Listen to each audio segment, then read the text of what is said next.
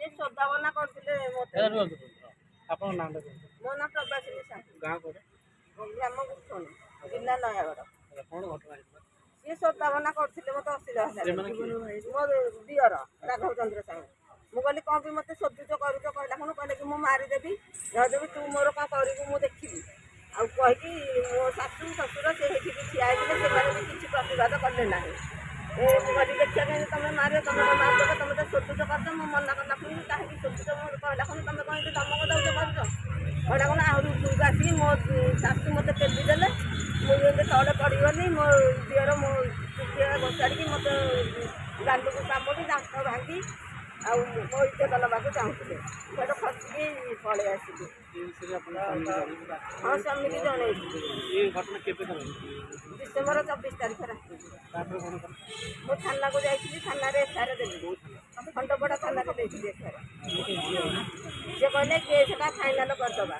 ମୁଁ କହିଲି ମୁଁ ଯେହେତୁ ଆଘାତ ପାଇଛି ଦୋଷୀ ଦଣ୍ଡ ପାଉ, ମୁଁ ଫାଇନାଲ୍ କରିବିନି।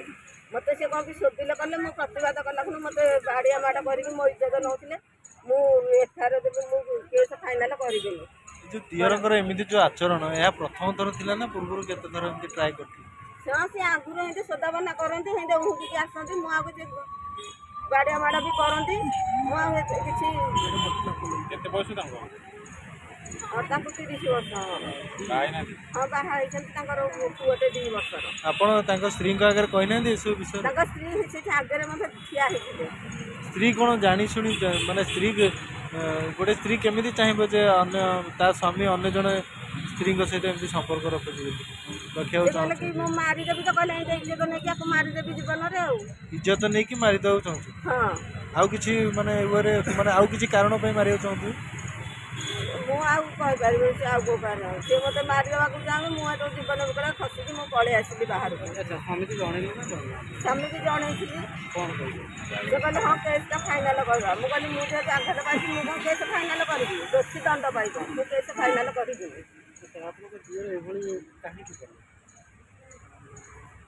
ସିଏ କ'ଣ ସିଏ ତ ସଦାବେଳେ ଶୋଧନ୍ତି, ସିଏ କ'ଣ ସିଏ କରୁଛନ୍ତି କରନ୍ତି, ସିଏ କହିପାରିବେ। କ'ଣ ପାଇଁ କିଛି ତ ରିଜିନ୍ ଥାଏ, ଜଣେ କାହିଁ ଖାଲିଟାରେ ଏମିତି କରିବ? ସେ ଚାହାନ୍ତି ଯେ ମୁଁ ସେଇ ଘରେ ରହେନି, କି ମୁଁ ଏଇ ଘରେ କହିବିନି, ରହିବିନି କହିବିନି। ହଁ। ଆପଣଙ୍କ ବାହାଘର କେତେ ବର୍ଷ ହେଲା? ମୋ ବାହାଘର 10 ବର୍ଷ ହେଇଗଲା। 10 ବର୍ଷ ଭିତରେ ଦିଅର କେବେ କେବେ କରିନଥିଲେ? ଏମିତି ସଦାବନା କରନ୍ତି, ବାଡ଼ିଆ ମାଡ଼ କରନ୍ତି।